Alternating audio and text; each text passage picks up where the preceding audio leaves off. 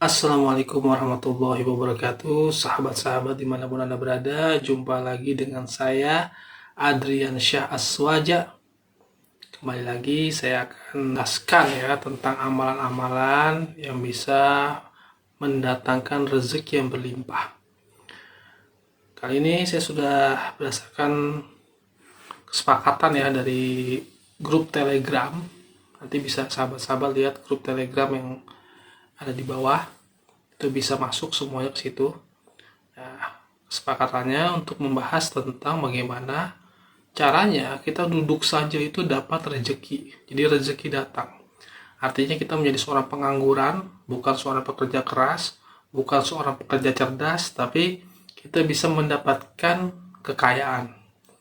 Nah, mungkin ini agak bertolak belakang dengan pemahaman-pemahaman orang pada umumnya ya, bahwa banyak masyarakat yang mengatakan bahwa untuk kaya raya itu harus bekerja keras, harus bekerja cerdas, dan segala macamnya. Tapi menurut saya bahwa urusan rezeki, kekayaan itu semua adalah rahmat dari Allah Subhanahu wa Ta'ala. Nah, sekarang banyak kita lihat motivator-motivator ya yang menjual buku, menjual seminar, segala macamnya untuk mengajarkan orang lain untuk kaya. Tapi faktanya banyak orang yang ikut seminar motivator, bahkan membeli bukunya, itu tidak kaya-kaya gitu. Justru yang kaya adalah motivatornya karena bukunya dibeli. Nah, di sini saya ingin melihat bahwa untuk mendapatkan kekayaan itu ada banyak cara, bisa lewat kerja, tapi juga ada jalur lain, yaitu jalur dari pekerjaan batin atau lewat ibadah.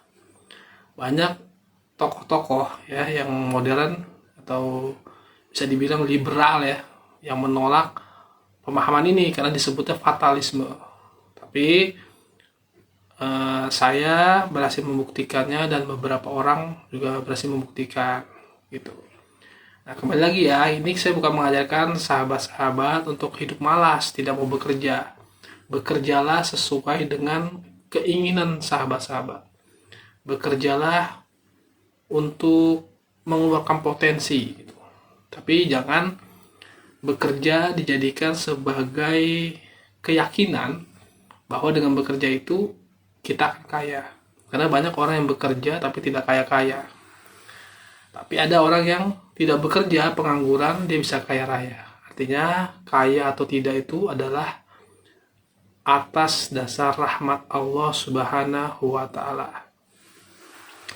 Baik sahabat-sahabat, nah ini saya akan menjelaskan 4 wirid ya yang harus diamalkan agar kita mendapatkan rezeki sekalipun kita menjadi seorang pengangguran. Dan ini banyak terjadi, misalnya contohnya dia dulunya hidupnya susah ya, gajinya kecil sekali. Kemudian anaknya diangkat menjadi pegawai yang besar dan akhirnya dia kaya raya. Sama anaknya dibelikan rumah. Ada yang dibelikan pergi diberangkatkan haji ada. Ada juga yang dia miskin lalu menikah dengan perempuan, ternyata perempuan itu punya warisan yang besar gitu, yang banyak. Akhirnya dia kaya. Ada yang menikah dengan suaminya yang kaya.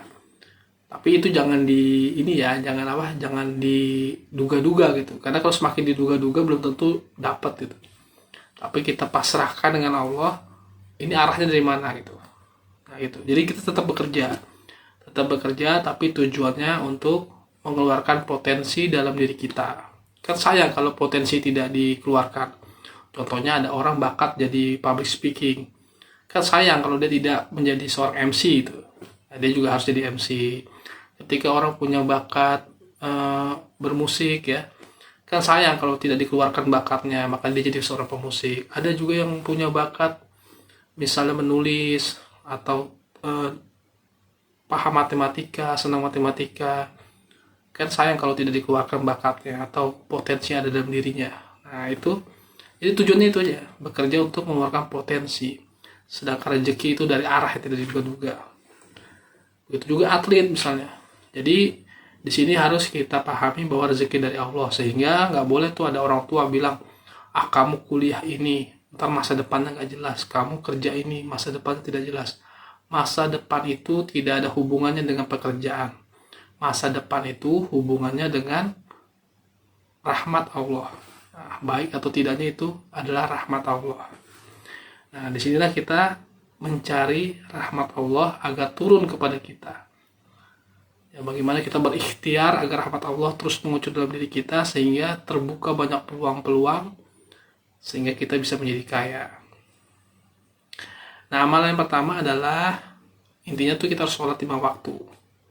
5 waktu. Kalau sunnah kayak tahajud, duha itu boleh rutin, boleh tidak. Tapi sholat 5 waktu itu wajib. Itu harus dijaga. Pokoknya kalau 5 waktunya terjaga, insya Allah duniawinya akan terjaga juga. Yang kedua, harus perbanyak silaturahmi. Silaturahmi ini bisa kepada orang tua, bisa kepada teman, bisa kepada guru-guru kita, atau dengan siapapun. Itu yang penting, sholat 5 waktu dijaga. Yang kedua, berbanyak silaturahmi. Silaturahmi itu penting. Banyak orang sukses itu bukan karena skill, tapi karena dia rajin bersilaturahmi. Nah, kalau kita bersilaturahmi, insya Allah kadang-kadang rezeki dari pertemuan dengan ini, itu kita harus bersilaturahmi. Nah, kemudian wirid-wiridnya apa saja itu? Nah, 4 wiridnya.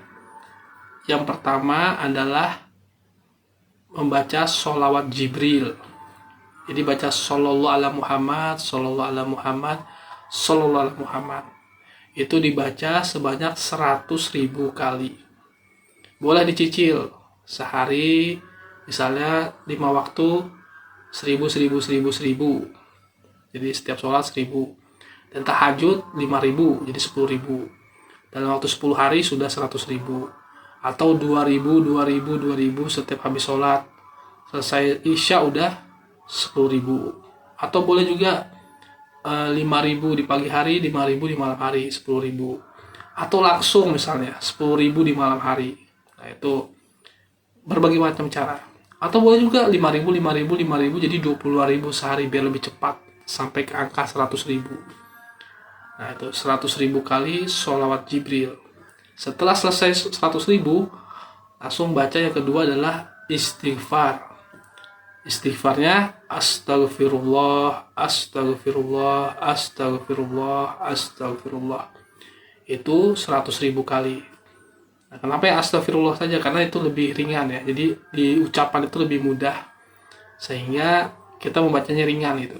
Nah, itu seperti tadi juga jumlahnya bisa 10.000 sehari atau 25.000 sehari atau 20.000. Intinya tuh sampai 100.000. Kalau sudah 100.000 istighfar, kemudian yang ketiga adalah membaca La ilaha illallah, la ilaha illallah terus sebanyak 100.000 kali. Juga dengan konsep dicicil. Kalau sudah lewat 100.000 kali la ilaha illallah, lanjut zikir yang keempat yaitu ya latif, ya latif, ya latif 100.000 kali. Kalau sudah 100.000 kali, ulang lagi dari awal. Nah, itu lakukan secara terus menerus. Nah, terus bagaimana dengan amalan-amalan lain kayak misalnya baca Al-Quran ya, itu apakah boleh kita melakukannya? Boleh, terserah. Misalnya habis baca Quran zikir gitu, boleh gitu. Saya misalnya setiap habis isya itu baca surat Al-Waqiah. Jadi habis baca surat Al-Waqiah saya zikir. Atau biasanya kalau malam Jumat saya baca Yasin, tahlilan ya. Nah, habis Yasin tahlil, saya zikir. Itu. Jadi dirutinkan itu. Tadi ya, pertama sholawat Jibril, yang kedua adalah istighfar, yang ketiga adalah la ilaha illallah, dan yang keempat adalah ya latif, ya latif, ya latif. Nah, keutamanya dari setiap zikir ini banyak. Insya Allah kalau perjalanan kita berzikir akan banyak keajaiban-keajaiban dan rezeki dari arah yang tidak diduga-duga. Ini berdasarkan apa? Bukan berdasarkan logika, bukan berdasarkan sains, tapi berdasarkan firman Allah Subhanahu wa taala dan hadis dari Nabi Muhammad sallallahu alaihi wasallam. Kalau sholat Jibril itu kalau dibaca dia akan menarik rezeki dari segala arah. Kalau kita baca yang namanya istighfar, ya istighfar, maka nanti Allah akan mengampuni dosa kita, menurunkan hujan, ya kan, menambahkan harta kita, lalu menambahkan anak-anak, ya kalau yang belum punya anak bisa punya anak, memberikan air aliran sungai, ya, kemudian juga memberikan rezeki dari arah yang tidak diduga-duga kalau di hadis. Nah, kalau yang ketiga la ilaha illallah. La ilaha illallah ini sangat luar biasa. Saya waktu dulu ya pengen sekali kuliah di universitas negeri. Saya bagaimana caranya lulus SMA, kuliah di universitas negeri. Lalu saya berdoa setiap hari sehabis wirid la ilaha illallah, la ilaha illallah gitu. Saya minta terus. Alhamdulillah pas ujian lulus. Lalu juga kemudian saya baca la ilaha illallah gitu. Dengan satu hajat gitu. Dan alhamdulillah berhasil lagi. Kadang-kadang yang saya inginkan selalu terkabul dengan la ilaha illallah. Kalau kata guru saya, ya kiai, jadi ini doa nih. Ketika kita berdoa, mungkin karena kita penuh dengan dosa atau segala macamnya, itu doa kita itu tertahan di langit. Nah, kalau kita baca la ilaha illallah itu seperti terdorong ke atas. La ilaha illallah. Nah, pengabulan doanya bisa cepat, bisa lambat. Nah, biasanya sih saya kalau hari ini saya doakan sesuatu hajat, ya, misalnya pengen punya mobil, pengen punya ini gitu, pengen punya sesuatu, pengen lulus ujian, pengen tes ini lolos gitu. Itu biasanya saya baca 1 tahun sebelumnya. Nah, jadi kalau hajat kita tahun depan, kita baca zikir la ilaha illallah. Lalu setelah selesai zikir kita doa. Nah, insya Allah doa kita itu seperti didorong oleh kalimat la ilaha illallah. Dan yang keempat adalah zikir ya latif, ya latif. Nah, ya latif ini artinya maha lembut. Artinya Allah punya sifat maha lembut. Dan Allah akan memberikan rezeki yang banyak seperti yang berlimpah, ya kan, penglaris dagangan kita, atau kita diberikan peluang-peluang dalam pekerjaan, diberikan orang-orang yang ingin membantu kita. Itu dari kalimat ya latif. Jadi Allah tuh maha lembut, ya, maha lembut artinya kalau orang lembut itu biasanya apa aja dikasih, apa aja diberi gitu, kelembutannya gitu, ketulusannya gitu. Nah, kita sebut ya latif, maka Allah akan memberikan apa saja yang kita mau.